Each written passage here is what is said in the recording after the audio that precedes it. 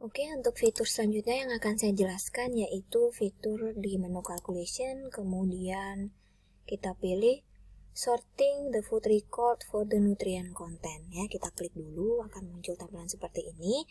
Jadi fungsi dari menu ini adalah untuk melihat asupan energi dan zat gizi yang lainnya gitu ya. Bahan makanan apa sih yang menyumbang energi paling besar ya? Sebagai contoh, di hasil recall saya, untuk energi ini penyumbang terbesarnya adalah nasi goreng, kedua baru nasi putih, kemudian tahu goreng, daging sapi, dan seterusnya sampai ke bawah. Nah, apa sih fungsi fitur ini? Sebenarnya fungsi fitur ini adalah untuk mengetahui ketika tadi hasil kita menganalisis food recall ada yang kelebihan gitu ya.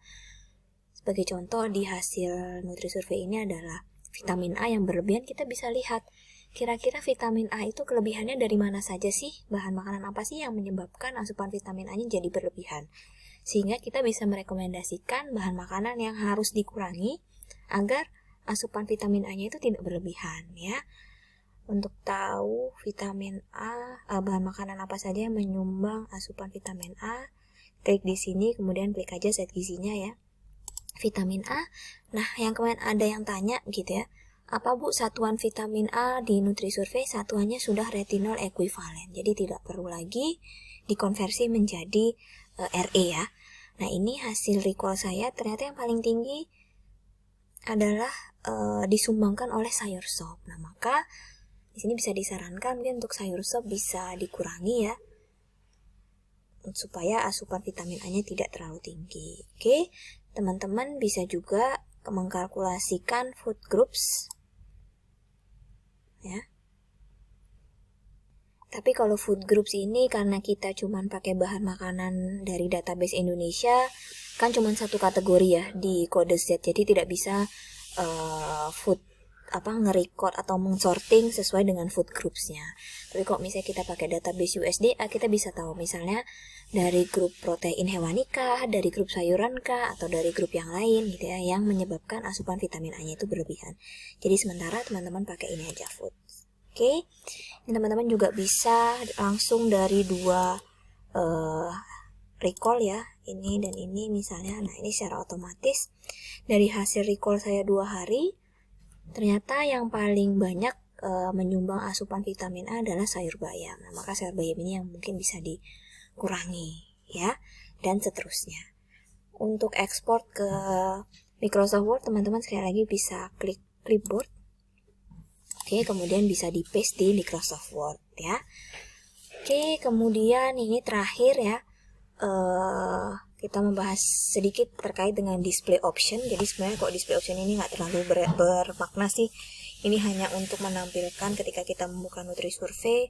Ini total analysis ya. Jadi ada zat gizi, kemudian ini adalah persentase asupan zat gizi dari makronutrien. Jadi protein menyumbang 11%, lemak 45%, dan karbohidrat 44%. Kalau ini adalah percent of recommendation, jadi ini dibandingkan dengan rekomendasinya.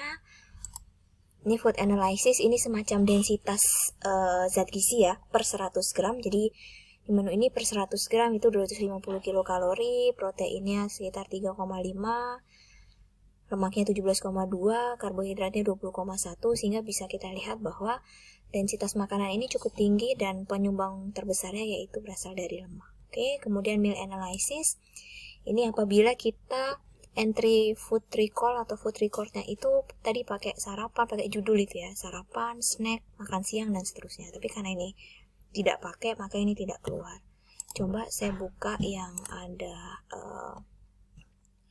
ini ya, sarapan, makan siang. Nah ini kalau kita klik meal analysis, dia akan secara otomatis mengeluarkan meal analysis di judul yang kita klik. Jadi ini sarapan 625 kilokalori dan seterusnya, snack pagi 17 kalori dan seterusnya, makan siang, snack sore, dan makan malam. Jadi ini per jam makannya ya.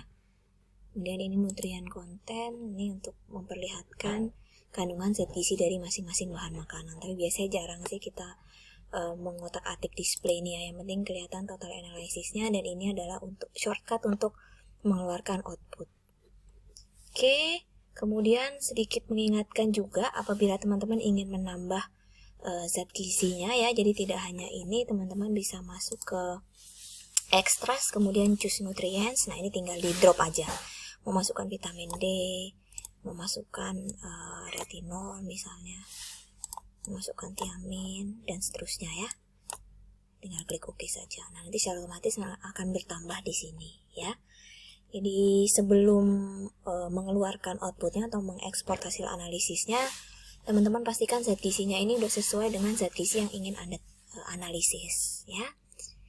Oke, selamat mengerjakan tugas, selamat merecord atau merecall sasaran Anda ya. Semoga video ini bisa mencerahkan. Kita ketemu lagi di video-video selanjutnya. Terima kasih.